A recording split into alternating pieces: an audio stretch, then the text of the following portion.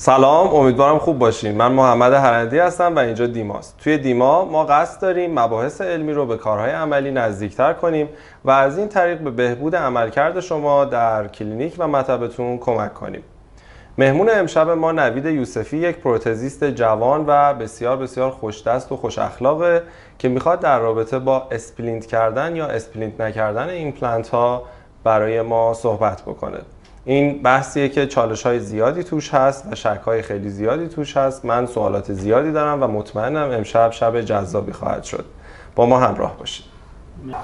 نوید جان سلام، امیدوارم که خوب باشی و سر حال. مرسی که دعوت من رو قبول کردی و امشب افتخار دادی به ما اومدی. ما خیلی وقت نیست که همدیگر رو میشناسیم ولی خیلی همدیگر رو میشناسیم انگار. یعنی تو برای من یه آدم آشنایی و دور خیلی دوستت دارم و امیدوارم که امشب یه برنامه خیلی خوبی داشته باشیم با این تاپیک جذابی که انتخاب کردی. قربان محمد جان، منم سلام عرض میکنم خدمت بینندگان در واقع این برنامه و خیلی خوشحالم از دعوتتون. واقعا مفتخرم که اینجام بدون تعارف. لطف شماست و امیدوارم که بتونیم یه بحث مفید و کاربردی داشته باشیم با هم دیگه.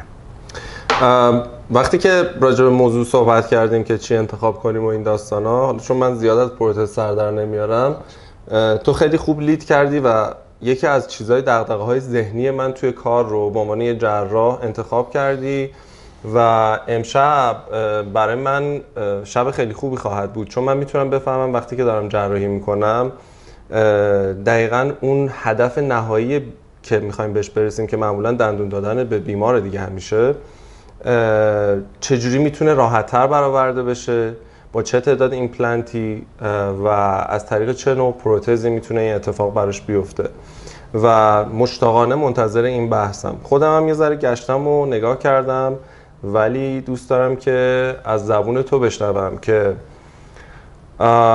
پروتز ایمپلنت هایی که کنار هم دیگه هستن بهتره که اسپلینتد باشه یا نان اسپلینتد؟ والا همونطور که گفتی، یعنی از شروع بحثمون که در واقع این بود که حالا روی موضوعات پروتزی با هم دیگه یکم صحبت کردیم، این که حالا یک پروتزی اسپلینتد باشه یا نان اسپلینتد خیلی شاید موضوع پیش پا افتاده‌ای به نظر برسه. یعنی یه موضوع که هر متخصص پروتزی و هر دندانپزشکی که داره کار ایمپلنت میکنه به قولی روزمره باهاش در ارتباطه و در چالنجه. به خاطر اینکه توی این داستان اسپلینت کردن یا نان اسپلینت کردن، مثل هر خدمت دیگه‌ای که یک دندانپزشک داره به بیمارش میده، فقط بحث خودش نیست. اینه که شما داری بیمارتو متقاعد میکنی که دارم یک درمانی به شما میدهم که تو این روکش ها به هم متصل هست روی ایمپلنتی که داریم گذاشته میشه، داریم برات کار میکنیم. این بحث دندانیش هم هست. ما می‌بینیم که دندانپزشکای قدیمی‌تر، حالا یه تعدادیشون و حتی دندانپزشکای حال حاضر، دندونا رو خیلی راحت به همدیگه اسپلینت میکنن و براش فلسفه‌های متفاوتی دارن که اکثرش رو فالو بکنید و ادامه بدین اوییدنس بیس نیست و رو به فیلره. یعنی مخصوصا به خاطر بحث هایجین که اینجا مطرح میشه و بیمار معمولا عاجز خواهد بود از اینکه یک سلامت بافت لثه خوبی رو اونجا ادامه دار مینتین کنه به قولی و بتونه حفظ بکنه. اینه که توی ایمپلنت اگر با همون کانسپت بخوایم بیایم جلو و بگیم مثل دندان هایی که هم اسپلینت میکنیم، ما داریم یک فیلر رو به بیمار تقدیم میکنیم. این یک دقیقاً چالشیه که روزمره داریم قالب که میگیریم، داریم نگاه میکنیم خیلی خوب حالا دارم قالب میگیرم 90% روکشام اسپلینتد هستش. این یه واقعیته. ولی این که پشت پرده این داستان چی بوده و چرا حالا اسپلینتد شروع شد روکش‌های ایمپلنتی، ما از چی میترسیدیم، شاید یه صحبتی باشه که بتونه به این نتایجی برسه. معمولا هم نوید حس بیماران نسبت به یک روکشی که به هم وصل شده است خوب نیست. چون فکر کنم چند تا دلیل براش وجود داره. یکی این که خب طبیعتاً مثل دندونای طبیعیشون نیست، دندونای طبیعی بینشون فاصله هست. دوم تاثیر خود ما دندون پزشکاست که ممکنه مثلا دندون پزشک قبلی بهش گفته باشه که آقا این وصل بشه به هم دیگه نمیتونی بینش نخ دندون بزنی، یعنی یه مقدارم آموزش‌های خودمونه. به خاطر همین بیمارا خیلی حس مثبتی بهشون به این قضیه ندارن و متقاعدشون عملا باید بکنیم و مزایاشو بهشون بگیم تا اینکه بتونن این قضیه رو قبول کنن. درسته؟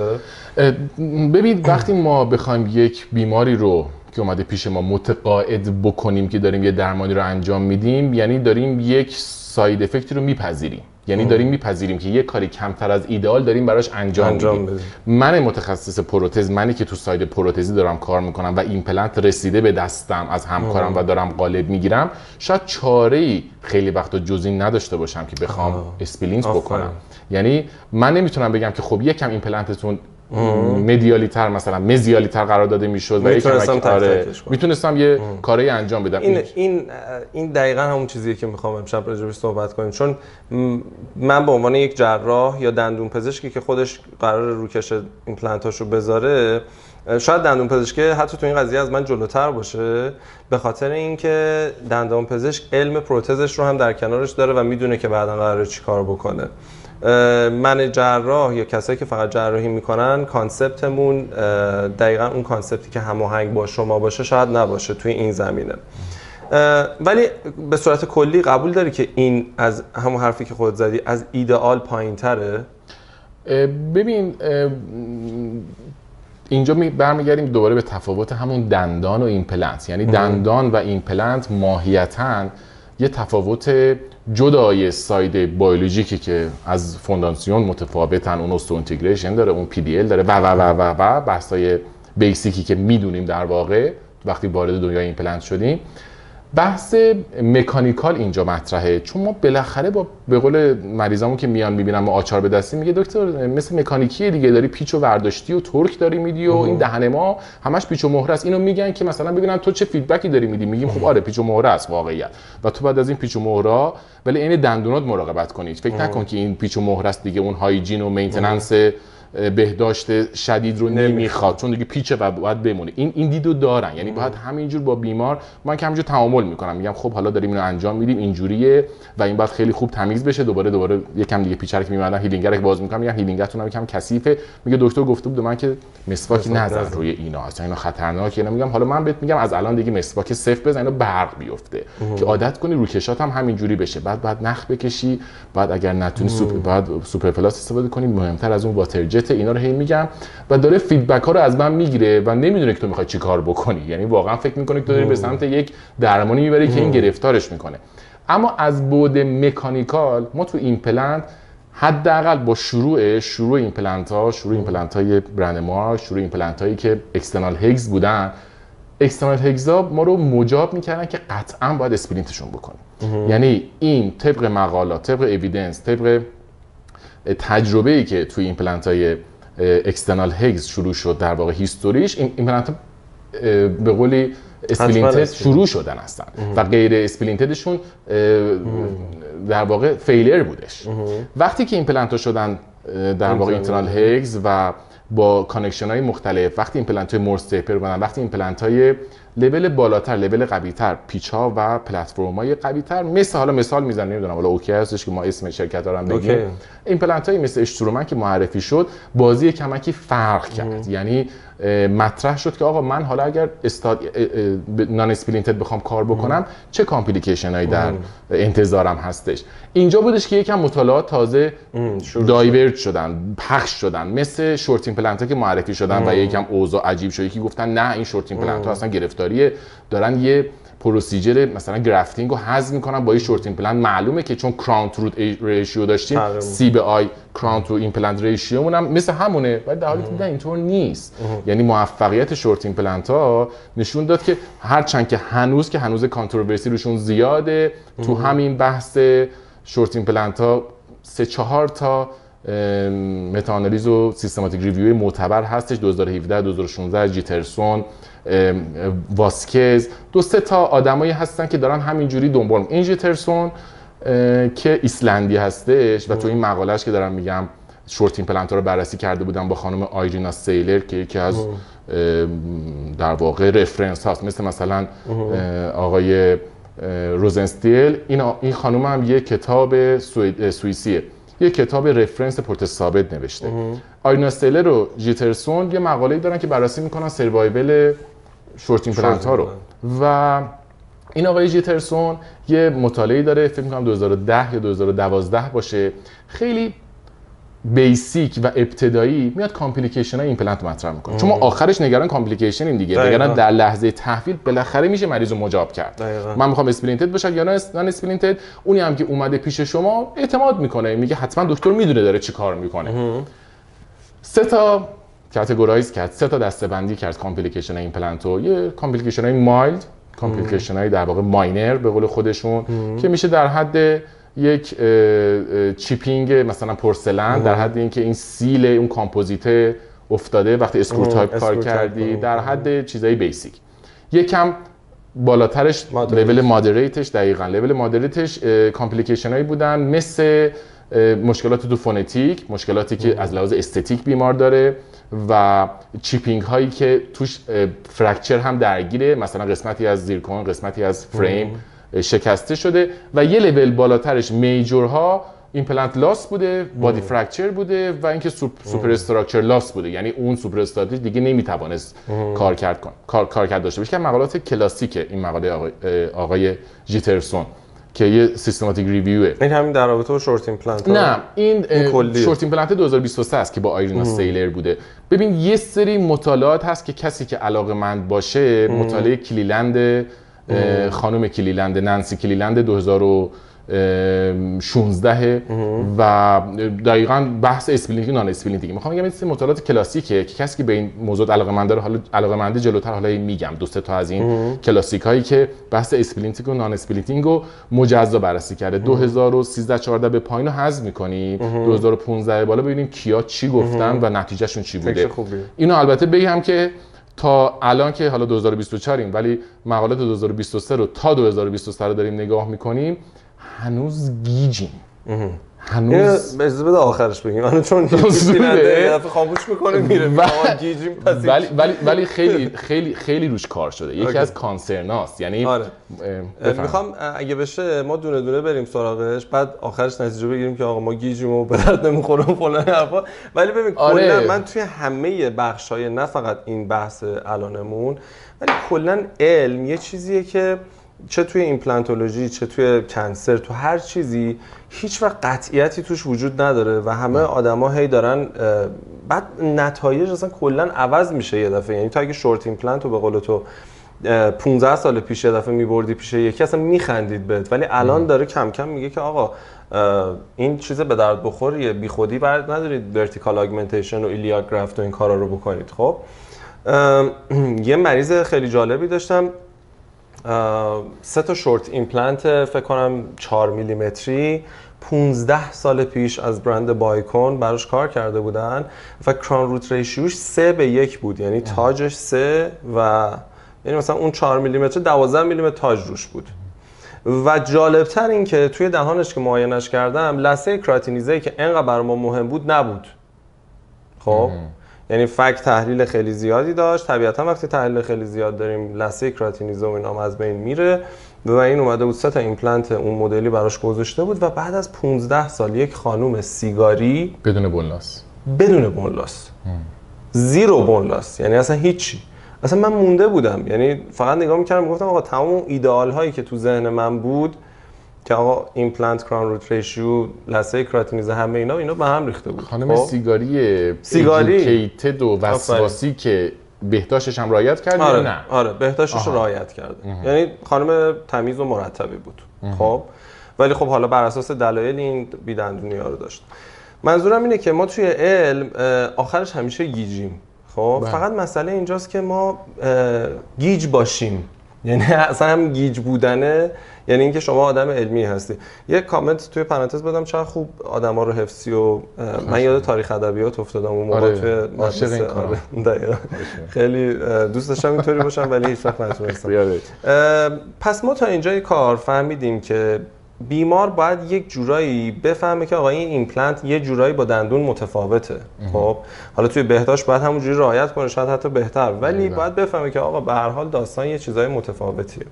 و دوم این که اسپلینت من فکر میکنم به صورت کلی اگه بخوایم حساب بکنیم با توجه به چیزهایی که ما میدونیم اصولی هست مثل رعایت بهداشت از ناحیه پروکسیمال و این داستانا، یه جورایی غیر ایدئاله.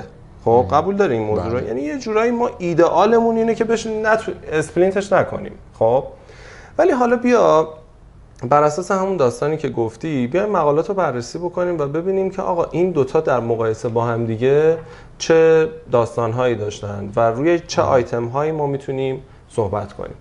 ببین از 2003 اگه اشتباه نکنم تا 2019-20 که هنوز البته داره کار میشه اکسترنال هگزا، چون شروع بحثمون بودش و شروع ایمپلنت بودش در واقع، بحث اسپلینتینگ رواج داشت و بحث اسپلینتینگ یا نان اسپلینت کردن اکسترنال هگزا رایج بود. حالا کاری ندارم، باید برسیم به ایمپلنت هایی که امروز کار میکنیم، ولی ما آخریش دیگه فصل الخطابش یه ریویو باتیستا 2019 که اگر دوستان دوست داشتن و مطالعهش کنن، میاد میگه بحث ببین بونلاس دیگه نیست، میگه سروایول سیگنیفیکنتلی زنده موفقیت، نه بحث ساکسس نیست، بحث این که اون ایمپلنت بماند یا نماند سیگنیفیکنتی توی اسپلینتت ها بالاتره.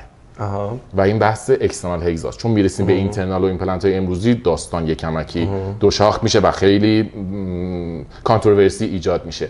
اما تو تمام ایمپلنت هایی که ریویو کرده بود گفت دو تایپ کامپلیکیشن داریم و این کامپلیکیشن رایجه.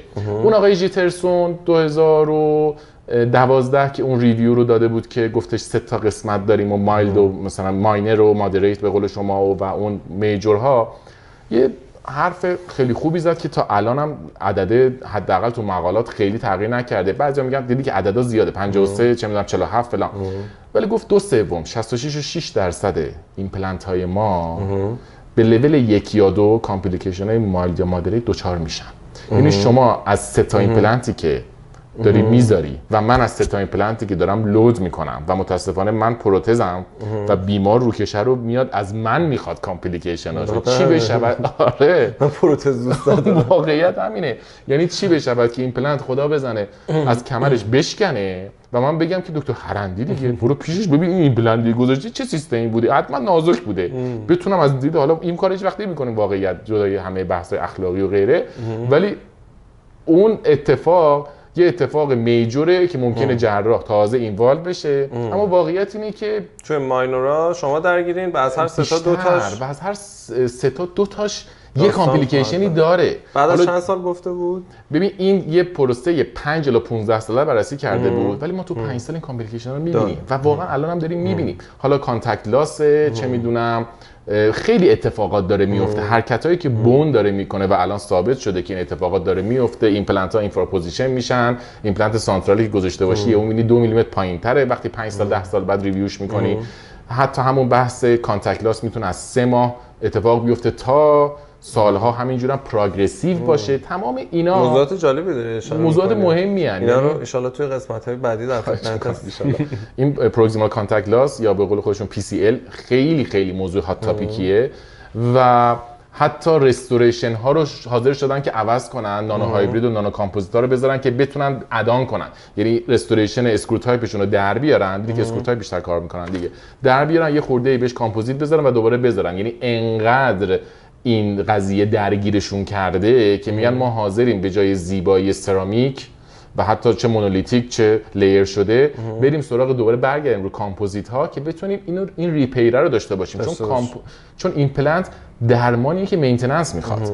یعنی الان من تو کار کلینیکی دارم نگاه میکنم، تو کار درمان کلینیک های موفق کسی موفقه که کار پروتزی ایمپلنتش رو گردن بگیره، چه فرکچر داده، چه کانتاکتش از بین رفته، چه استتیکش رو بیمار بعد این مدتی نمیخواد، چه فونتیک، تو باید بتونی اونو منیج بکنی. یعنی شروع حرفه‌ای کار ایمپلنت از دید پروتزی رو دارم میگم اینه که تو کامپلیکیشن رو بشناسی و براش آماده باشی و شخصیتاً هندلش بکنی، نه دیگه همینه که هست میشه فیلر یک بیزنس در واقع. یعنی حالا به قول نمیدونم تو ذهن من اینطوری که پروتزیستا باید منیج کنن همش آدما رو، هم باید روانشناسای خوبی باشن، هم باید گوش‌های خوبی برای شنیدن داشته باشن، هم باید آدم‌های پرصبر و حوصله‌ای باشن، چون اصولاً قور یکی از چیزاییه که زیاد میشنون.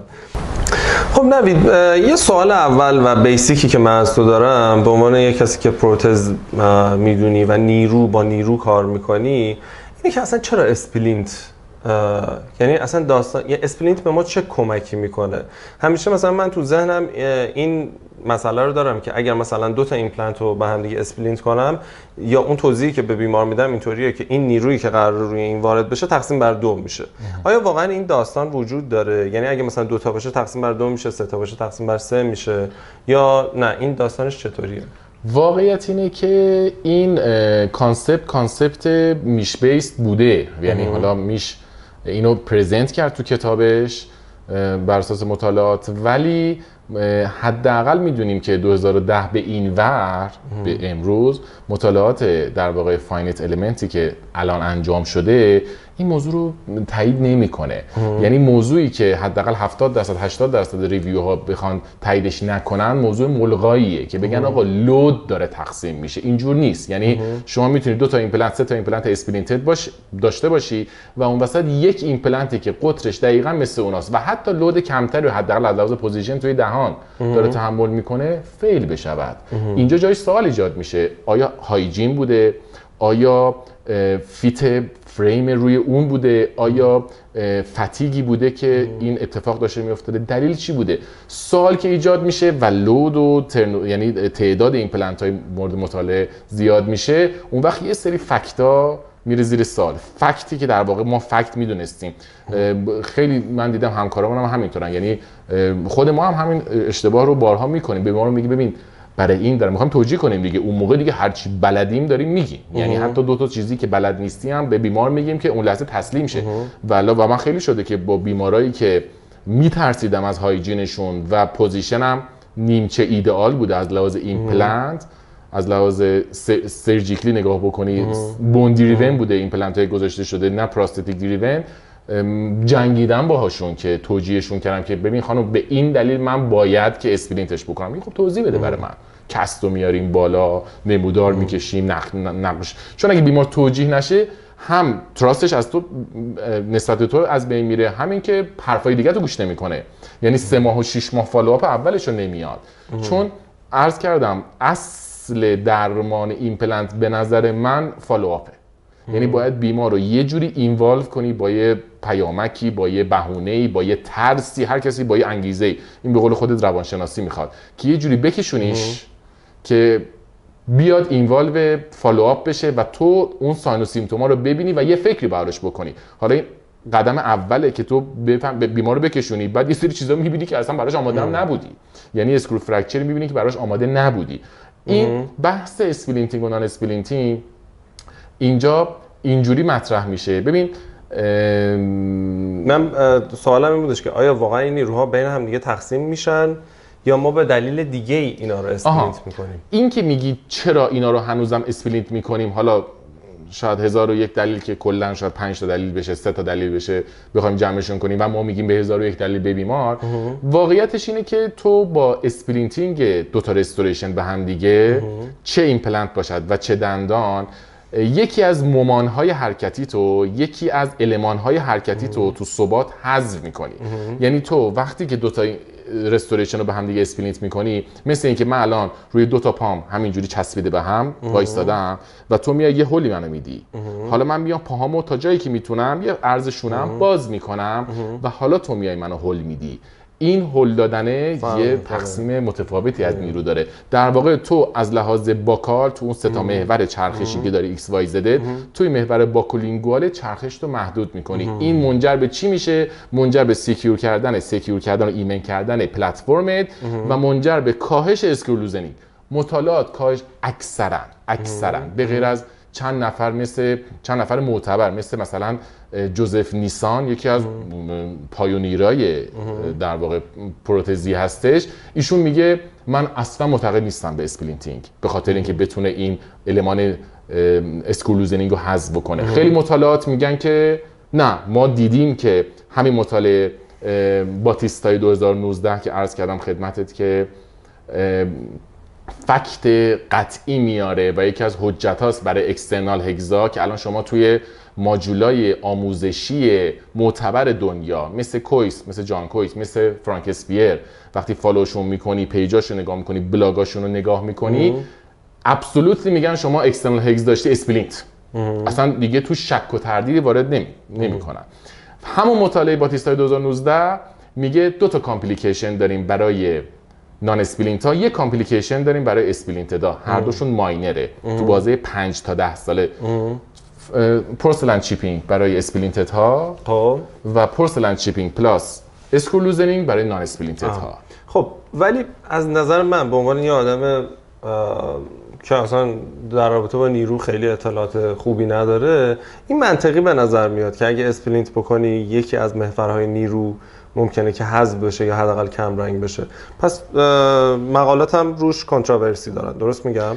مقالات روی این کنتراورسی دارن تا جایی که میگه اگر شما یک سیستم به قولی درست حسابی و یک سیستم سالید داری، اسکرو خوب داری، هگز و در واقع اینترنال هگز و پلتفرمی داری که میتونه اباتمنتت رو سکیور بکنه، اون وقت کامپلیکیشنت از روی پیچ برداشته میشه و عملا دوتاشون و عملا شما نان اسپلینت کار کردنت میتونه موفق باشه. پس اسپلینت کردن ایمپلنت ها یه ذره حداقل توی ذهن من متفاوت شد، یعنی حتما لزوما تقسیم نیرو نیست. یعنی اگر من یک دندون 4 و 5 و 6 رو کنار هم دیگه ایمپلنت گذاشتم، اینکه اینا رو به هم دیگه وصل بکنم دلیل اینکه این نیروها تقسیم بر 3 بشه نیستن. و وقتی که فشار روی ایمپلنت 6 میاد، عملا اون نیرو داره به ایمپلنت ناحیه 6 وارد میشه. و فقط اینجا برای ما بحث نیرو اتفاقا اولویتش میاد پایین‌تر، چون مطالعه الان ببین تو همه چی دارن میفهمن که آقا نقش بیولوژی بیشتره. توی براکسیس دارن میفهمن که تو بچه‌هایی که براکسرن بحث آپنه و راه هوایی و بیولوژی دهان و زبان باعث براکسیس میشه.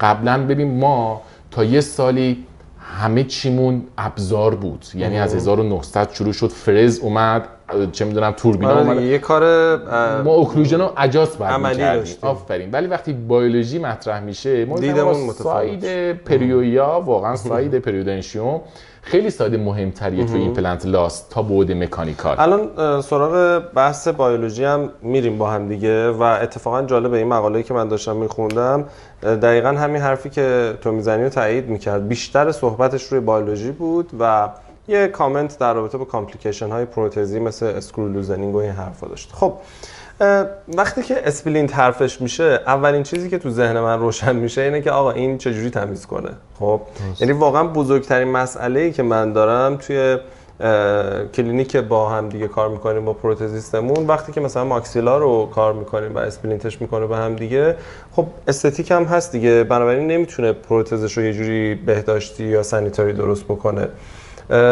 اصلا چجوری تمیز میشه این زیرا؟ و سوال مهمتر اینه که اصلا آیا نیازی هست تمیز بشه؟ خب جالبتر شد.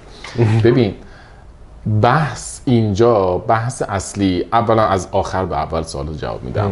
اولا که ما اگر پروتزی به بیمار بدهیم که نتونه تمیز کنه، همون پروتزاست که بعضی وقتا ورش می‌داریم و یک لثه ملتهب اون زیر می‌بینیم که بیماری که واترجتی که بهش گفتیم و گرفته، معلومه که از ما و درمانش میترسه، از کل ایمپلنت میترسه و همیشه دستش آره و داره حتی بیچاره شیرینی داره کم میخوره. یعنی برای اینکه ایمپلنتاش، یعنی بیمار به من میگه من شیرینی هم کم خوردم دکتر، الان این لثه چرا ملتهبه؟ این وقتیه که من پراستودانتیست مثلا، من پروتزی اومدم اینو یه جوری انقدری فیت دادم و انقدری که و افتخارم کردم به این فیتنسم و اون فضای پاپیای حد اقلیم رو باز نذاشتم که این بتونه هایجینشو برقرار کنه و مینتین کنه، به قولی بهداشتشو.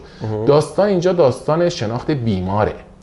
داستان اینه که ببینم بیمار من اون کامپلیانسش، اون همکاریش، اون اینتگره شدنش با درمان چقدره. اکثر بیمارا به محض اینکه میبینن یه فضای خالی گذاشتیم اصلا تحمل نمیکنن. حتی اگه گولش هم بزنه اون لحظه بگی برو تمیزش کن بعدم بیا با هم فالوآپش میکنیم، میگه من کاهو که میخورم این لاس. میگیم خب اشکال نداره تمیزش کن با براش مسواک بین دندانی و همچنین با واترجت تو میتونی تمیز کنی. میگه اگه میخواستم تمیز کنم که نمیومدم اینا، اصلا چی شد وصلش کردی؟ میزنه زیر کاسه گوزه. این اصلا یه چالش بزرگی توی درمان، یعنی ما هر روز باش مواجهیم دیگه. بخوایم بهداشتی درست بکنیم بیمار رضایت نداره و بخوایم اونوری بریم، به قول تو همیشه این زیر یه التهابی وجود داره و خیلی به نظر من ساده انگارانه است که ما فکر کنیم با یه رسیپی واتر جت کلا قضیه حل میشه، چون واتر جت بالاخره باید یک فضایی برای نفوذ داشته باشه که عملا ما حذفش میکنیم. و ایمپلنت اسپلینتد عملا نواحی پروکسیمال کلا بهداشتشون میره زیر سوال دیگه اگر که بهداشتی درست نشه. خودت چیکار میکنی توی کلینیک؟ ببین یعنی واقعا اگه بیمارت بهت قور بزنه میبندی؟ واقعیت اینه که اینو چون میخوام واقعا ریل صحبت کنیم. آره ببین واقعیت اینه که بگم 80 نگم مثلا 90 95 ولی 80 یا فیر نگاه کنم همون 80% پورتزامون اسپلینتت الان. خب مگر اولا این خیلی شرایط خاصی داره که انقدر این ایمپلنت ها. یه سوال بپرسم، با توجه به گیجی که گفتی داری، خب در رابطه با اینکه تو داری نه یعنی کلا ما داریم، خب ما هم داریم ما هممون داریم، خب چرا 80%ش اسپلینتده؟ به خاطر اینکه ما می‌خوایم ریسکمون رو بیاریم پایین. سوال خوبیه. سوال اینه که درسته که این ترند داره عوض میشه و منم دوست دارم برم به سمتی که پاپی داشته باشم، ایمپلنت خوب و ایمپلنت به قولی پدر مادردار اونجا گذاشته شده باشه، چه از لحاظ پلتفرمش، چه از لحاظ سبک اسکرویی که کار شده. حالا کاری ندارم با دیزاینش، ولی اسکرویی که مدرن باشه، لود و درست اونجا نگه داره، اباتمنت هم فقط روی اسکرو نباشه، پس کانکشن خوبی داشته باشم، ایمپلنت هم از لحاظ جراحی و لودی که بیمار داره وارد میشه قطر خوبی داشته باشه، اوکلوژن هم خوب باشه. اگر تمام این چیزا باشه من دوست دارم که نان اسپلینتد کار کنم. پس چرا؟ تو عملا مجبور میشی 80% موارد، چه از لحاظ هایجین که خودمون میدونیم، من اگه تمام دندونم با هم متصل بود دیوانه میشدم، این واقعیته، چه از لحاظ ریتریوبیلیتی که من میتونم یه فیلر داشته باشم اون فیلر رو خارج بکنم و ریپلیسش بکنم، و چه از لحاظ فیلینگ بیمار، چه از لحاظ پذیرش بیمار. پس ایدئال ما اینه که ما نان اسپلینت کار بکنیم، ولی علت این که 80% داریم اینطوری کار میکنیم شرایط احتمالاً ما به این سمت خواهیم رفت که نان اسپلینت کار کنیم، مگر در مواردی که حالا یه فول داریم، یه پانتیک داریم، غیر اونو کاری ندارم. مواردی که مثلا 2 تا ایمپلنت داریم، ایمپلنت مثلا دارم میگم 4 و 5 داریم و این 4 و 5 بون خوبی دارن و 4 و 5 گذاشته شده و خوبم گذاشته شده با کولینگوالی مزیودیستالی همه نظر، در چنین شرایطی من ترجیح میدم که نان اسپلینتد کار کنم و مخصوصا اگر ایمیدیت لود بشه یا به هر طریقی با هر هیلینگی پانتیک اونجا ببخشید بین 2 تا دندون امبراژور و فرم پاپی من حفظ بشه، نه اینکه پاپی فلت، یه آرکیتکچر فلت منو مجبور میکنه که اونجا پینک پورسلن استفاده کنم و اسپلینت بکنم، چون اون فلتر هم که اونجا میذاری مثلا 5 به جلو بیمار میگه اصلا دیده نمیشه، ولی میگه این چیه تو گذاشتی؟ پینک پورسلن میذاری یه خورده ای فرم میدی که تمیزش کنه، باز از تو شاکیه. این واقعیته. ولی چرا میگی من 80%؟ به خاطر اینکه ببین ما تو مطالعات الان بحث اینه که کامپلیکیشن های نان اسپلینتد این هست، اسپلینتد این هست، نان اسپلینتد ها بیشترن.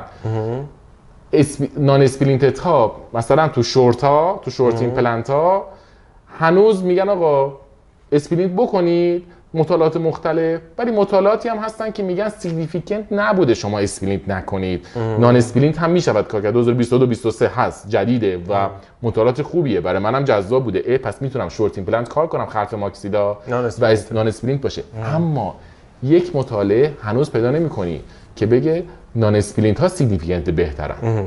درست. اینه. پس ما عملا برای اینکه ریسک کارمون رو بیاریم پایین و خیال خودمون راحت تر باشه اینا رو اسپلینت می‌کنیم با هم دیگه. خب حالا در رابطه با کار چی؟ توی کار شما که پروتزیستی اسپلینت کار کردن راحت تره یا نان اسپلینت؟ من باید یه اصلاح بکنم. پروتزیست میخوام آره چون دوستان است. پروتزیست میشه تکنسین های پروتز، خب که ما همینجوری میگیم تو روزمره و من خیلی خیلی دوستشون دارم و الان دارم با بهترین پروتزیستای ایران از نظر خودم کار میکنم و مفتخرم به این موضوع. یعنی چه متحرک چه ثابت با بهتریناشون دارم کار میکنم و دوستای خوبم. دندان پزشکی متخصص پروتز میشه پراستودانتیست. اوکی. و این می‌خواستم ایراد بگیرم که کمکی هم فالوورات بخندم بهمون در مورد این بحثمون. اوکی به من بخندن. نه خواهش می‌کنم. نه چون این رایجه، ولی من میگم آقا پروتزیست که میشه تکنسین پروتز و خیلی خوبه و من خیلی دوست داشتم یک پس شما یه آ وسطش بذاریم پراستودونتیست. آره دیگه مثل اینکه مثلا به شما پریودونتیستا بگیم مثلا هایجینیست. اوکی. و خب این یه ساید سنگینیه ولی خب خیلی خوبه ها. من هایجینیستا رو خیلی دوست دارم. هایجینیستای خیلی خوبی کار میکنن. آقا پراستودونتیست عزیزم به من بگو که اسپلینت کار کردن ایمپلنت ها توی پروسه قالبگیری و اسکن و نشوندن فریم و همه این چیزا نسبت به نان اسپلینت ها با هم دیگه اگه بخوای مقایسه بکنی چقدر فرق می‌کنه؟ آفرین. سوال خوبیه چون همون آقای جوزف نیسانی که خیلی دوستش داریم و خیلی تو شاخه‌های مختلف مقالات خوبی داره، این مقاله سال 2010 جوزف نیسان به شدت طرفدار نان اسپلینت هاست چون میگه شما هر کاری بکنی تو اسپلینتت کار کردن خطای هر یک فریمت و هر یک اسکروت جمع خواهد شد. اوکی. آره و این واقعیت کار حساس‌تریه مخصوصا اگر تو مجبور بشی به دلیلی فول موز کار کنی یا مجبور شی که اسکرو تایپ کار کنی. اون وقتی که سبکاش هم فرق میکنه. ما توی سمنتد کار کردن با توجه به اینکه فضای سمان رو داریم، با توجه به اینکه اسکروهامون خطاها رو میشه استاد دارن متصل میشن، اسکروهای ما نباید سوپر استراکچر و یک استراکچر بعدی که حالا میتونه اسپلینتد باشه سمان شونده با یک فضای سمانی داره میاد، ما همیشه بافر فضای سمان رو داریم. ولی تو اسکرو تایپی که داره اسپلینتد کار میشه تو گرفتاری. اوکی. ببین توی بحث کیس های فول ماس که حالا الان هم تمایلات داره بیشتر به سمت این میره که ما تعداد ایمپلنت ها رو توی فک کمتر بکنیم، یعنی ما داریم میریم روی آلان 6 و آلان 4 و از این حرفا به خاطر حالا یه سری بحث های هزینه‌ای و اینجور چیزا عملا ما اصلا مجبوریم بریم سراغ بحث اسپلینت کردن. بیشتر این دغدغه‌ای که ما الان داریم راجعش صحبت می‌کنیم اینه که مثلا یه 6 و 7 پایین گذاشتیم اینا رو اسپلینت بکنیم یا نکنیم. حالا اصلا بحث 6 و 7 شد. 6 و 7 دندون‌هایی هستن که نیروهای زیادی بهشون وارد میشه. یه ذره اصلا راجع به نیروها برامون صحبت می‌کنی که توی هر ناحیه ما چه نوع نیروهایی داریم و بدترین نیروها رو کجا داریم؟ ببینید این سواله رو ببخشید من نه خیلی باحال بود. آخه شاید آف تاپیک باشه ولی سوال مهمیه. ببین ما بحثی که داریم یک بحث حجم بزرگی نیروه، یکی بحث جهت نیروه یعنی بردار نیروه.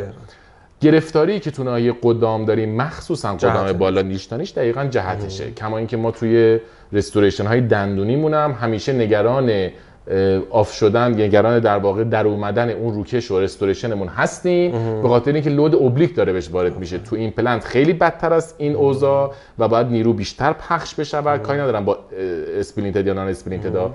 یعنی تنظیم اوکلوژن برای کسی که داره 4 تا 4 یا نیشتانیش بالا کار میکنه خیلی کریتیکاله که بدون توی لتروسیبا باید چجوری بکنه، توی پروتروسیبا باید چجوری تنظیم بکنه و اینا موضوعات مهمیه. یه وقت بحث بزرگی نیروه که لیتریچر هم به من نشون داده که وقتی دارم مطالعه میکنم ماکسیمم اسکرو لوزنینگا تو مولر پایینه، تو ناحیه 6 پایینه، 6 به خاطر حجم نیروه، به خاطر بزرگی نیروه. دقیقاً. حالا اگه این بزرگی نیروی من با یک سری آفست یعنی لود آفست یعنی یک اوکلوزال تیبل بزرگ که نیروهای اوبلیک میتونه خلاف محور اون ایمپلنت من بهش وارد شه دیگه اصلا گرفتاریم دو برابر میشه. برای همین اسکلوزینینگا بیشتر توی ناحیه مولر پایینه و این از اون نواحیه که یه خورده بیشتر دست و دلمون میره اتفاقا که اسپلینت بکنیم. چون ببین حالا این مطالعاتو میگم وسط حرفت، یه مطالعه‌ای داره آقای سالیوان که بادی فرکچر رو بررسی کرده، یعنی همین کیورد رو بزنن سالیوان ایمپلنت بادی فرکچر مطالعه براشون میاد و توی اسپلینتت ها 1% ما بادی فرکچر داشتیم توی پروسه لانگ ترم نمیدونم چند ساله بررسی کرده بودن و توی نان اسپلینتت ها 14%. اینا عددهای بزرگیه، یعنی یه سری اختلافا نان سیگنیفیکنت خیلی مثلا خیلی محسوس نیست، اختلافش معنی دار نیست یا به قول این سیگنیفیکنت، ولی یه سری عددهای بزرگیه. یعنی اینا آدما رو میترسونه.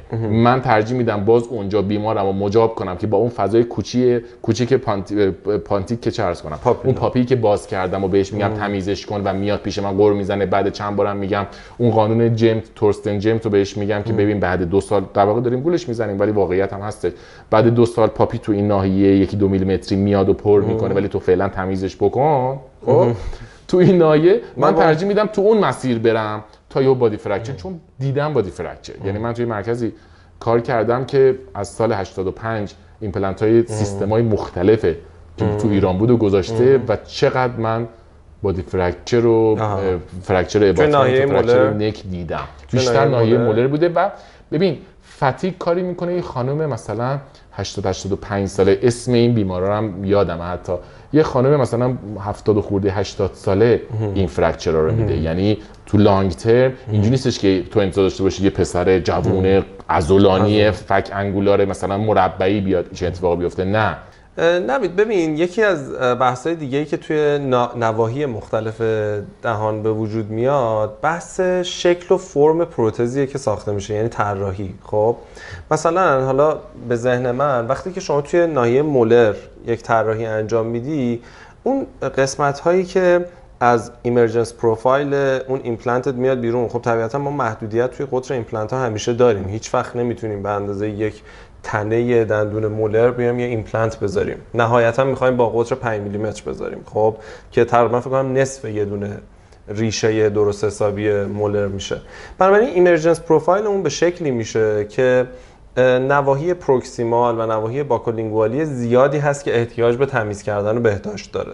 خب تا بیایم مثلا توی یک لترال یا توی قدام پایین مثلا بخوایم مقایسه بکنیم، اونجاها خیلی راحت‌تر تمیز کردنش اتفاق میفته. مثلا شما وقتی که یه 2 تا 2 رو به هم دیگه وصل می‌کنی، اگه مثلا بیمارت بخواد با مسواک بین دندانی یا واتر جت تمیز بکنه، بالاخره میتونه یه کارایی بکنه.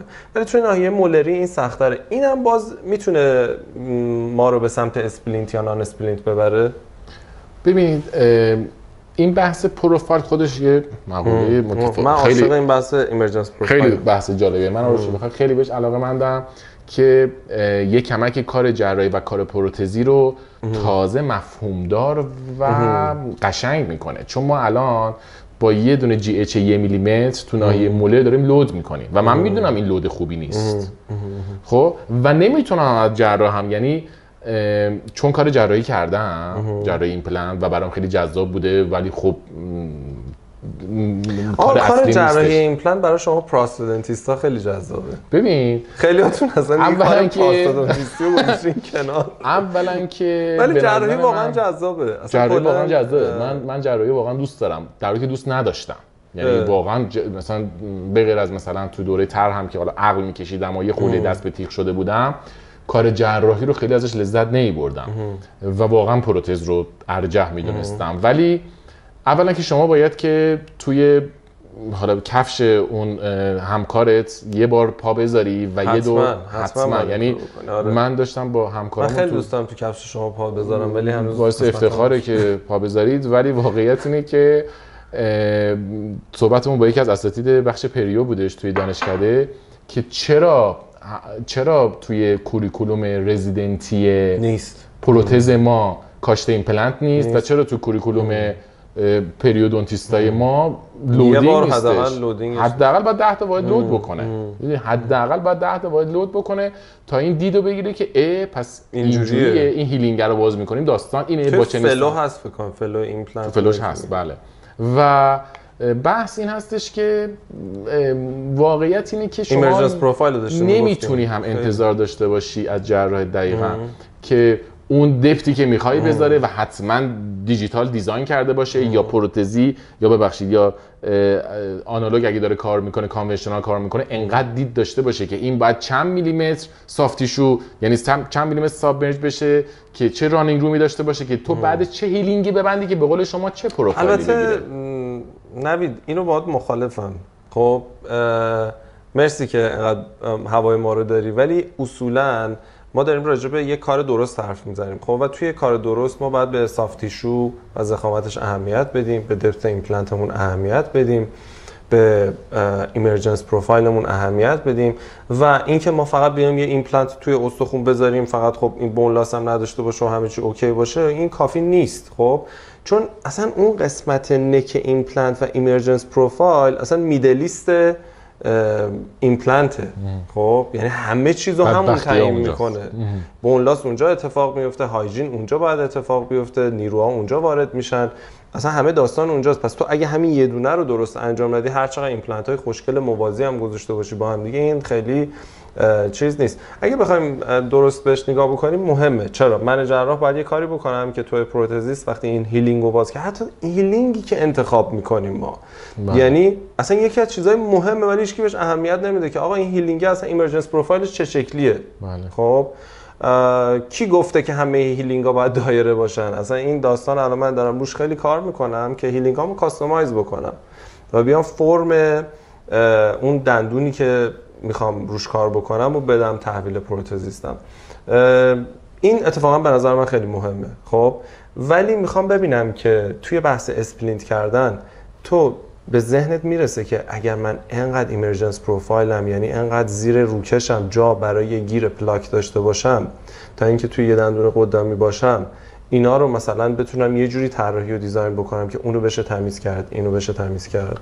ببین اصلا آخه نکته خیلی درگیر کننده تر از این حرفاست. الان میریم تو چیزای دیگه. آره من نمیخوام این تاپیک رو کامل عوض کنم ولی یه چیز کلی بگم. حرفشو بزنیم که تو ذهن مخاطب یه ذره همه انگولکی بکنه. آخه این که شما داری میگی که الان داری میگی من باهات مخالفم که دوست داشتم این مخالفت تو، ولی منی که با شما موافقم من چوب خورده ایه، یعنی من و تمام من میدونم تو اینو گفتی که هوای ما رو داشته باشی، ولی واقعا اینه که خیلی وقتا من میبینم به خاطر اون ارتفاعی که میتونسته ایمپلنت رو بذاره و به خاطر اینکه چقدر نمیتونسته که اونقدر دیپ بذاره، یک دو اینکه هنوز حداقل تو کشور ما آنقدری پراستتیک دریون و گایدد کار کردن جا نیافتاده که من انتظار چنین چیزی بزنم. ولی باید داشته باشیم دیگه، باید داشته باشیم و باید فرهنگش هم داشته باشیم و باید اون موقع شارژ هم باید عوض بشه. یه واقعیت. حالا کاری ندارم اصلا اون یه تاپیک جداییه، ولی وقتی که ما ایمپلنت تیراژی داریم کار میکنیم نمیتونیم که خیلی ایمرجنس پروفایل درست کنیم. اینم مخالفم. مخالفی؟ منم دوست دارم. تو هم مخالفی، میدونم. تو یه سری چیزا رو داری میگی که اینا فکت های قضیه است. خب یعنی میگه آقا من به عنوان پروتزیست وقتی یه همچین چیزی میاد زیر دستم دیگه باید منیجش کنم. خب یا مثلا ایمپلنت تیراژی رو به هر حال ما یه سریامون مجبوریم بریم به سمتش. یه سری از متخصصای ما، بچهای ما، مثل خود من در اوایلی که فارغ التحصیل شدم یا تو در اوایلی که فارغ التحصیل شدیم مجبوریم که کار بکنیم. خب ولی من دوست دارم که ما راجع به چیزهایی که ایدئال هست صحبت کنیم و ذهن‌ها رو ببریم به اون سمت. خب وسط حرفت ایدئال داریم صحبت می‌کنیم. ایدئال می‌خواد بیا. آخه یه مطالعه یادم اومد مال یه خانومیه به نام تران TRAN 2022 تزش بوده. چجوری حفظ می‌کنی اینا رو خداییش؟ ببین اولا که اوییدنس من اینو بگم اومگا 3 واقعا بهم کمک کرده، ولی اولا که بگم من مثلا لذت میبرم از اینکه این آدما رو بشناسم. یعنی مثلا چه میدونم آقای چارلز گودکر که تو ایمپلنت خیلی کار کرده و خیلی دوستش دارم، آقای نیسان، آقای XY. اولا که من دوست دارم این آدما رو بشناسم. یعنی اول که مقاله رو نگاه میکنم اون نفر اول دوم سوم، یه مقاله از پسر دکتر غلامی، هادی غلامی داشتم میخوندم در مورد شورت ایمپلنت، برام جالب بود که این آدم، یه مقاله دکتر افراشته فرد داشتم میخوندم، ایرانیه که الان کانادایی ایرانیه، در واقع تو دانشگاه اجمان یه ریپورت خیلی خیلی خوبی. اولا که من لذت میبرم آدما رو بشناسم و میرم تو لینکدینشون، میرم توی ریسرچ گیتشون ببینم اصلا این آدمه از کجا اومده، اچ ایندکسش چقدره، جدا اچ ایندکسش کارش چیه. مثلا تورستن جیم تو که من تو کتاب میش زمان رزیدنتی خوندم، یه قانون همون که الان خدمتتون گفتم که آقا پاپیه بالاخره بعد 2 سال 80% پاپیه پر میکنه اونجا رو و ثبت کنید و هایجین حفظ کنید. تو کتاب میش به عنوان پروتکل گفته، پروتکل جمت GEMT.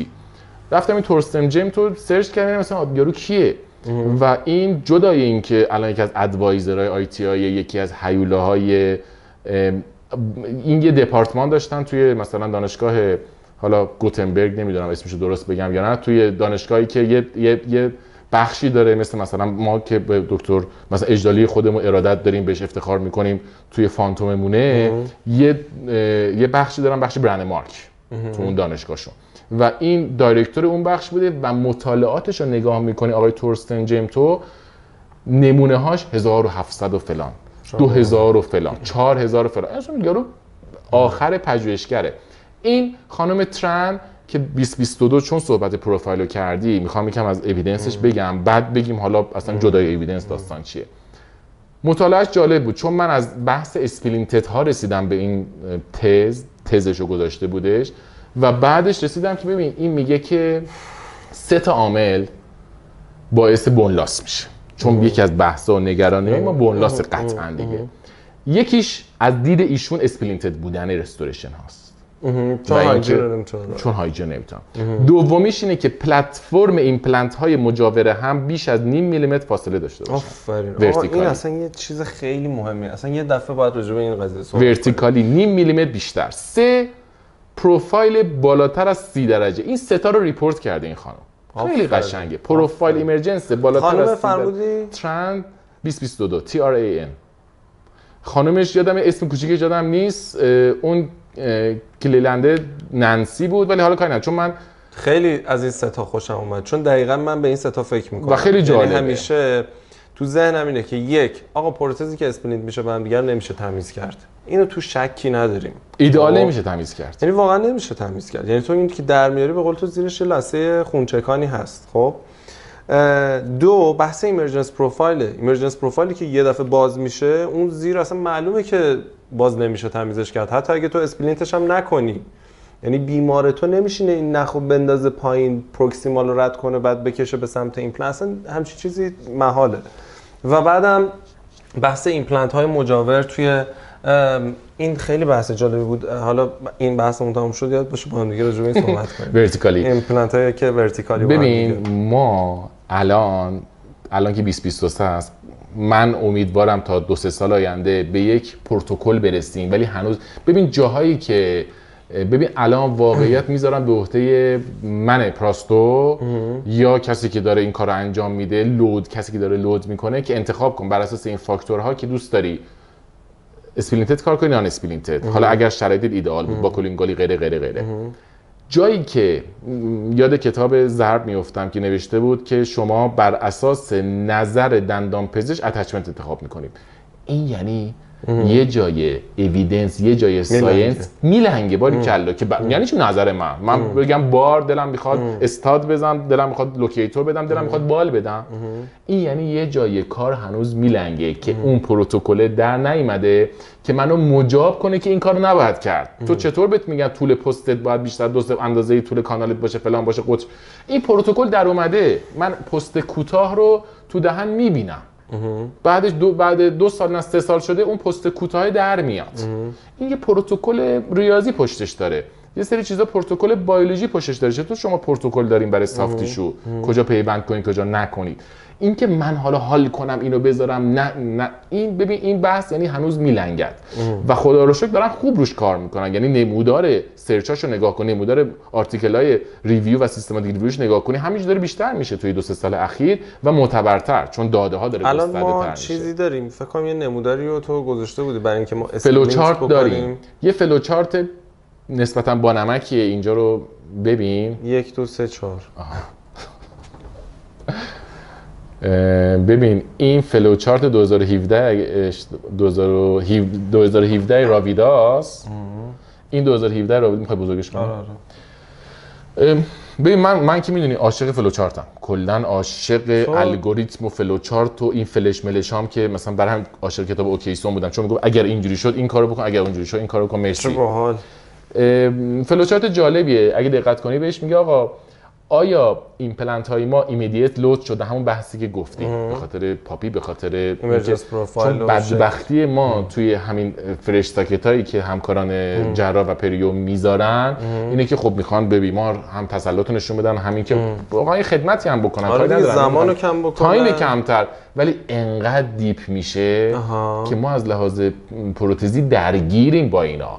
این رانینگ روم 7 میلیمتری و وقتی سافتیشو انقدر اون بالا ادامه داره، این بحث پلاکش هست. درست داره میگیم اونجا یک اپیتلیومی داره شکل میگیره، ولی من اونجا دیگه نمیتونم سمنتد کار کنم، بعد رستوریشنمو 1 میلیمتر جور کار کنم. بعد میگیم کراون تو ایمپلنت ریشیو، حتی مطالعات چون گفتی 3 تا 3.7 هم به ما نشون دادن، 2.15 ریویو های مختلف، ولی بالاخره حدی داره دیگه. عقل سالم میگه تو نمیتونی 10 میلیمتر رو کش روی 2 میلیمتر ایمپلنت سوار بکنی، یه جای کار میلنگه. خب آیا ایمپلنت ها ایمیدیت لود میشن یا نه؟ بله. های اوکلوزال فورسز داریم، همون که شما فرمودین، مولر. اگه مولر ها داریم، پروویژن، دو تا قسمت گفته، رستوریشن نهایی و پروویژن ها. پروویژن ها هم اسپلینتد بدیم فعلا. اگر نه ارلی داری کار میکنی و حالا ارلی کار نمیکنی اینجا رو، کمتر از 6 هفته است، نان اسپلینتد، حالا میای های استاتیک دیمند بیماره، یعنی برات مهمه این ایندیویدوالیزیشن تمام رستوریشن هاش، نه اون وقت آیا نرو دایمتر یا شورت ایمپلنت این قسمتش از 2017 تا 2023 باید بررسی شه. یعنی میدونی که آقا ما شورت ایمپلنت هم میگن تو تک تک می‌کنی. یعنی ولی خب توی بیشتر مقاله، چون ما قسمت اول دیما رو اصلا در رابطه با شورت ایمپلنت صحبت کردیم، اگر کسی دوست داشت میتونه که بره ببینتش، کلی هم مقاله بررسی کردیم و به این نتیجه رسیدیم که یکی از حالا چیزایی که فعلا برای شورت ایمپلنت ها میگن اینه که اسپلینت بشن بهتره، ولی مقالاتی هم داشتیم که اینا رو با هم مقایسه کردم و دیدن، من اسمشون رو مثل تو خیلی خوب بلد نیستم، ولی نان اسپلینتد هاشم به همون اندازه سروایوال ریت و چیزای مناسبشون رو داشتن. یکی از مقالاتی که بررسی شده مقاله اساتید در واقع خودمه که الان افتخار همکاریشون هم دکتر کت خدا، دکتر امیر و خانم دکتر مسکوچی، یه مقاله رو همین محور 2022 یا 23 بوده. یه مقاله همین جوترسبورگ که گفتیم آقا، یک مقاله جوترسون که یه ریویوی داده بود 2012، یعنی رو 3 تا قسمت ایمپلنت ها که مثلا حالا کامپلیکیشن مایلد و مادریت و فلان، روی اون اینا ریویو های من خیلی خوندم، من خیلی علاقه‌مندم به شورت ایمپلنت، درست که خودم ساید جراحیم ضعیفه، ولی برام جالبه که واقعا میشه این کامپلیکیشن نه این زحمت ساینوس لیفت رو کمتر کرد و شورت گذاشت. حالا ساینوس لیفت که میدونی چی میگم، یعنی جزء دغدغه‌های اصلی نیست. خب چون ساینوس لیفت یه راه حلیه که خب برای کسی که داره انجامش میده خیلی پیچیدگی نداره، بحث فک پایین واقعا خیلی جدی‌تره و اون آگمنتیشن ورتیکال یا نرو لترالیزیشن اینا خیلی دیگه داستان‌هایی هستن که پروگنوز خیلی خوبی ندارن. خب و اونا اگه واقعا با شورت ایمپلنت حل بشه که داره حل میشه، خدا رو شکر به حول قوه الهی، یه ذره اوضاع بهتر خواهد شد. پس اینجا میگه که فعلا توی این فلو چارتی که مال 2017 هستش، میگه که اگر که شورت یا نرو، اتفاقا یکی از سوالام هم همین بود، بحث نرو یا شورت، اینها رو ما با توجه به اینکه دوست داریم کمتر ریسک بکنیم اسپلینتشون میکنیم چون هیچ مقاله ای هنوز نیومده بگه نان اسپلینت بهتره. این جالبه. اگه یکی اومد بگه آقا نان اسپلینت سیگنیفیکنتلی بهتره است، خب یکم ماجرا همه یه ذره با احتیاط و ترس و لرز راجع به این قضايا کلا میرن جلو و دقیقاً همین مقاله دکتر افراشت فر 2020 که ایرانی باعث افتخار ماست، دانشگاه اجمان اگه اشتباه نکنم الان، باز کلی ریکامندیشن، خیلی خیلی سیستماتیک ریویو متا آنالیز، خیلی مطالعه خوبیه، فول تکستش هم اویلیبل کسی بخواد بخونه و تهش میگه ما هنوز اونقدر تعداد نمونه تو شورت ایمپلنت نداریم، ما هنوز توی ایمپلنت معمولی موندیم. واقعیت اینه که تو شورت ایمپلنت عجیب نیست که مونده باشیم و هنوز نتونیم ریکام بدیم. اوکی، بعد اون وقت اون طرف اگر که استاتیک دیمند داشته باشه چی میشه؟ اگر استاتیک دیمند های باشه، آقا ایمپلنت های ما رو جراح محترم که دست به تیغ بوده در موقعیت باکولینگول میزودیستالی ایدئال گذاشته، اگه نذاشته نه اسپلینتد. ولی اگر بله، دوباره میرسه به کجا؟ میرسه به اوکلوژن، میرسه به لود. های اوکلوزال فورسز داریم، مثلا دیپ بایت هست که توی لودای قدامی انقدر این سانترالامو دوباره میشه تنظیم. خب پس چیزایی که بهش دقت کردیم و از اول بیا با هم بررسی بکنیم. یکی اینکه ایمیدیت لود بوده یا نه؟ بله. اوکلوزال فورسمون چطور هست؟ ایمیدیت لود بوده؟ آره ایمیدیت لود بوده، یعنی ایمیدیت ایمپلنتیشن نبوده، ایمیدیت لود بوده. بله. بعد دیگه چی؟ استاتیک دیمندمونه. استاتیک دیمند تو قدام هستش یا نه؟ اگر نه باز میبره سمت اسپلینتد ها یا نرو یا شورته و میاد سراغ کانتیلیور رو مطرح میکنه. موضوع مهمیه. آقا به قول کندیلیور یا کانتیلیور داریم یا نداریم. اگر نداریم اون وقت بیاد نان اسپلینتد، چون کانتیلیور مشخصا نمیخواد، یعنی بحث رو متفاوت میکنه. در ایدیال رستوراتیو پوزیشن یعنی پراستتیک دریون بوده اون جراحی، دید داشته که این قراره این کجا باشه، باکولینگوالی مزی و دیستالی یا نه، چون تو فک پایین ما بارها ایمپلنت ها، یعنی شاید بگم 60% ایمپلنت ها ما سمت لینگوال دیگه، به خاطر اون رسشنی که تو باکال داریم و های اوکلوزال فورسز یا دیپ بایت بودنش. نوید، یه سوالی که من دارم در رابطه با فلکچر فکه. توی فولماسا من چیزی که یادم از دوره عمومی میخوندیم توی مخصوصا مندیبل بحث این بودش که ما اسپلینت نمیتونیم بکنیم کل فک رو و باید بیایم 2 تیکه درست بکنیم و جلوی این قضیه رو بگیریم. آیا این موضوع هنوز دغدغه پراستودونتیست ها هستش یا لیترچر عوض شده در این رابطه؟ ببین، اولا که ما وقتی داریم تو محیط دهان کار میکنیم یه محیط دینامیک داریم.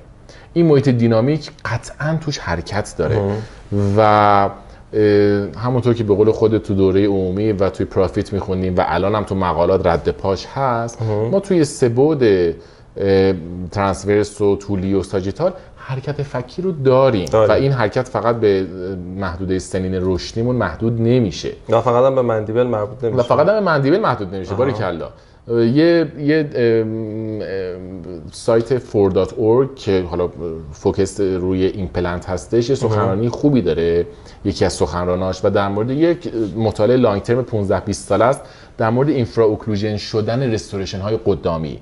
ببین ما اگر کارامونو من الان از تک رستوریشن ها عکس میگیرم، شاید به نظر مسخره باشه، رو هم نمیشه جای آپلودش بکنم یا بذارم، ولی برای خودم هم که شده، چه اویدنس کاریم باشه، چه اویدنس یعنی حقوقیم باشه، چه اویدنس زحمت خودم، عکس میگیرم. حالا رنگش خوب شده نشده، کانتکتاش خوبه، پروفایلش خوبه، اصلا عکس برخلاف اون چیزی که من فکر می‌کنم برای اینستاگرام و آپلود کردن زنده باد و قشنگ نورو میندازم، عکسو میگیرم، یه دونه پرمولر دادم. واقعیت اینه که تغییراتش رو انقدر جالبه که مریض میاد میگه ببین این 2 من رفته تو 1 2 3 بهش روکش داده بودم و گفت این 2 من رفته تو. هر کی بود میگفت خانم شما داری مثلا 70 سالت داری، ببخشید حرف اشتباه داری میزنی اصلا. بعد من رفتم تو عکسام گشتم میگم این 2 دقیقاً توی همین محور بوده ولی الان اینترود شده، چه باکالی چه اوکلوزالی. و وقتی اینا رو نگاه میکنی تو کارهای بازه کوتاه تا 3-4 سال و میبینی که این عقیده که ما داریم که مریضا دارن اشتباه میکنن و حتما دارن پرت و پلا میگن و حرفاشون اشتباهه، میبینیم این تغییرات رشد فکی داره اتفاق میفته. یه سخنرانی خیلی خوبی داشت اخیراً آقای دکتر صداقت در همین محور که آقا چه حرکتایی داره توی فک انجام میشه و چجوری باید اینا رو جلوگیری کرد. موضوع اینه که چه فک بالا چه فک پایین ما حرکت فک رو خواهیم داشت و این محدود به سن نیست، تا بالای 50-60 سال هم این اتفاق خواهد افتاد و این موقع است که اسپلینتینگ داره یک نقطه آماده‌ای برای ورود و هجوم اون نیروی و فیلر برای ما آماده میکنه. خب پس تو میتونی به من بگی که اصولا فول ماوساتو چطوری کار میکنی؟ یعنی از لحاظ سگمنتی من ترجیح میدم از سگمنتد از پاسیبل کار بکنم ولی ترجیح میدم که از میدلاین کات نکنم، به خاطر اینکه هر کاری کردم اون کات میدلاینم از لحاظ استتریک 3 پیس درست کنی. بله 3 پیس در بالا و پایین 2 پیس 3 پیس حداقل که یه ورش به خلف فورامن، پس میدلاین رو درگیر. بله نه خب پس اینم بحث مهمیه. نوید، خیلی بحث گسترده این بحثی که حالا ما داریم راجبش صحبت میکنیم و هر کدوم از این حرفا مثلا هایجین خودش کلی توش میشه صحبت کرد، به قول تو از ایمرجنس پروفایل تا روش هایی که هستش برای تمیز کردن تا طراحی پروتز، همه این چیزا میشه راجبش صحبت کرد در رابطه با بون لاس، در رابطه با نیروها و همه این چیزا ما میتونیم دیتیل صحبت بکنیم و امیدوارم که یه روزی فرصت بشه و این کار رو انجام بدیم، حالا اگه در قالب این برنامه بود یا هر جای دیگه. ولی چیزی که به صورت کلی من متوجه شدم این بودش که اسپلینت کردن یا نکردن تا حدود زیادی بستگی به کیس و شرایط بیمارمون داره و ما باید بیایم بررسی بکنیم ببینیم که این بیمار هایجینش چطوری هست، چقدر ما رو فالو میکنه، چقدر همکاره، چه نیروهایی قراره به اون پروتز وارد بشه و بعد تصمیم گیری و قضاوت کلینیکی بکنیم. طبیعتا اسپلینت کردن یکم ریسکش در ظاهر کمتر به نظر میاد، ولی فکر میکنم توی بلند مدت شاید نتایج مقداری متفاوت باشه. یک کیسی هم ظاهرا برای ما خیلی جالب بود، این چیزی که به من نشون دادی، این رو هم ببینیم و بعد دیگه. آره ببین این الان یک در واقع عکس یه اوپیجی تمام فک هستش. خب این رستوریشنشو من کار نکردم ولی کار خوبی براش انجام شده. حدود مثلا 7 یا 94 6 7 سال پیش براش اینا انجام شده و 3 ساله که این رستوریشن پایین رو حالا سمت چپ و اسپلینتد و یوزفی بزرگوار کار کرده و این سمت چپ هر دو اشترومن هستن. اینا حالا تیشو لول بله. و برای این روکش اومده بود این بیمار، برای اینکه یه دونه دندونی هم داشته، یه مولری هم داشته که کشید و یه دونه تیشو لول گذاشته بودن. حالا چه به لحاظ اینکه استیج کار شده بوده این سمت راست بالاش، یا چه به لحاظ اینکه اون موقع پراستودانتیست ترجیح داده که جدا جدا کار بکنه. ولی میخوام بگم آقا ببین الان یکی از ارزشمندترین مطالعات، فکر کنم مطالعه کلیلند هم 2016 اسپلیت ماوس بودش. مطالعات اسپلیت ماوس این طرفو میان اسپلینت میکنن، این طرفو میان نان اسپلینت کار میکنن. یکی از ارزشمندترین مطالعات، مثل مطالعات روانشناسی که ایندیویدوال دراگ وقتی یه دارو رو به یک نفر میدن دوباره اون تو اون نفر ببینن، چون توی جامعه ممکنه هزار تا اتفاق بیفته. این مطالعه که نیست، یه کیس اسپلیت ماوسه و من حالا بذار بیام پایینتر عکسای رادیوگرافی چقدر جالبه که مثلا این دقیقاً توی این عکس اوپیجی که گذاشتی سمت راست بالا که قبلا کار شده، از نظر پریویی و از نظر هایجین و بیولوژیک خب خیلی ایدئاله، چون ایمپلنت ها تیشو لولن، تمیز کردنشون خیلی بهتر میتونه اتفاق بیفته، اسپلینت نیستن و همه این اتفاقا. حالا این میخوام بگم بیمار الان داره منو مجاب میکنه، مشکل مالی نداره. خب واقعیت که روکشای راست بالاشو عوض کنی، راست بالاشو اسپلینت بکنی. یعنی میگه من تمام مدت تمام حالا اسم میبره برای من، از قرمه سبزی، از کاهو، از سبزی. تو این عکس معلومه دیگه. آره این عکس آخه این، ولی این هایجینی که این رستوریشن خوبیه براش کار شده بوده. درسته، یعنی از این لترال گرفته تا این 3 و 4 و 5 رستوریشنای خوبی براش کار شده. و اون فضا هم اگر تمیز بشه با این مسواک بین دندانی با یه برس بسیار بسیار عالی است. حالا ما اومدیم چیکار کردیم؟ ما این سمت چپ و کانونشنال اومدیم قشنگ چسبوندیم با هم دیگه.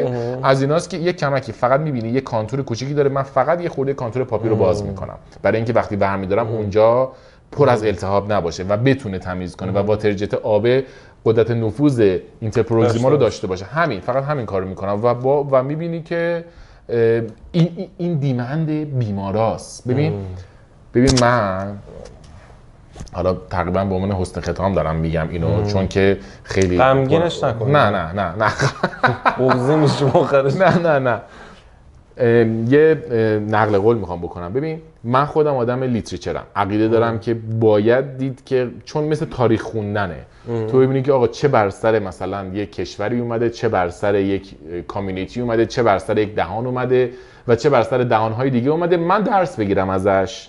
نمیگم که لیتریچر وحی منزل است، ولی کمک کننده بوده و هست. خب آقای پاسکال مانیه که احتمالاً معرف حضور هست، یکی از پایونیرهای پیشتازان دنیای ادهزیو هستش، یه مصاحبه‌ای باهاش داشتم گوش می‌کردم، در واقع توی یه پادکست خوبی هم بودش. این صحبت قشنگی کردش، گفتش ببینید ما میگیم لیتریچر، الان لیتریچر رو با هم ریویو کردیم تا جایی که حالا من حضور ذهن داشتم. میگه مثلثی هستش به نام لیتریچر، یعنی اوییدنس، کامن سنس، احساسی که من و تو میکنی، و پیشنت و اشتباه مهلکی هستش که شما یه طرفو بگیری. دقیقاً. و تو باید همیشه و معمولا میگفت سایدی که نگلکت، چون کامن سنس که هممون داریم، من احساس میکنم دندون پست میخواد، تو میگی نه مسیر خودت میری و موفق هم هستی تو مسیره. اشتباهی که همیشه میکنیم این پیشنت رو یکم بار کم بهش میدیم و در مورد لیتریچر حرف قشنگی میزدیم. حتی بعضی وقتا برعکس این میشه ها، زیادی به پیشنت بها میدیم. ما کلا میخوان که مریضشون غر نزنه و هر کاری درسته. که میکنن در جهت مثلا کامپوزیت هایی که میبینیم الان، لامینیت هایی که میبینیم، چه از لحاظ شیپ، چه از لحاظ رنگ، چه همه چیز، خب وقتی بریم واقعا سراغ سلیقه عمومی یه ذره اوضاع ممکنه خراب بشه. دقیقاً همین مثلث است. خب یعنی اگه ما بیایم مرکز ثقل این مثلث وایسیم، به نظر من اصولاً کلا توی زندگی یا توی همه قسمت‌های زندگی تعادل بهترین چیزه. یعنی اون کسی هنر زندگی کردن رو بلده که بتونه این تعادل رو برقرار کنه. توی که لیتریچر بلدی و اون کسی که به مریضش خیلی خوب گوش میده و اون کسی که کامون سنس قوی داره به خاطر تجربه کار کردن زیادش، اگر کنار هم دیگه قرار بگیرن واقعا یه نتیجه خیلی خوبی از پسش برمیاد. با این پیام صحبتمون رو تموم میکنیم. ولی نوید یه چیزی بگم آخرش، ما معمولا صحبتمون خیلی علمی و چیز تموم میشه. حال داد به منم همینطور چسبید، بحث خوبی بودش. اصلا معاشرت با تو در این موضوع و در کلا، حالا شما نمیدونید که ما چه عذابی کشیدیم و چه خنده هایی که جلوشو گرفتیم، ولی کیف داد و بیشتر از این مزاحم شما نمیشیم و میریم بخندیم دیگه. درست. مرسی از شما، مرسی از برنامه و رویکرد جدیدت که یه قشر خاص من تمام ویدیوهای پریود رو نگاه کردم با اینکه خیلی هاشو نمیفهمیدم واقعیت بدون تعارف بگم و برام جالب بود و این حرکت یه حرکت یونیکه به خاطر اینکه بیسش بیس دلیه ولی نفعش نفع بزرگیه. یعنی من میدونم تو دانشگاه خودم، دانشگاهی که بهش عشق دارم، بچه‌هایی هستن که دارن ویدیوهای تو رو نگاه میکنن و به دندون پزشکی علاقه‌مند میشن. این چیزیه که تو داری انجام میدی و نمیدونی این ناخودآگاه داره این سمت و سو و خواهش میکنم و ممنونم ازت به خاطر این حرکت. قربونت نوید، واقعا لطف کردی اومدی دعوت منو قبول کردی و امیدوارم که بیشتر با هم دیگه بتونیم حرف بزنیم در رابطه با این چیزهای مختلف و اگه افتخار بدی توی قسمت‌های بعدی هم در خدمتت باشیم. دمت هم گرم. مرسی.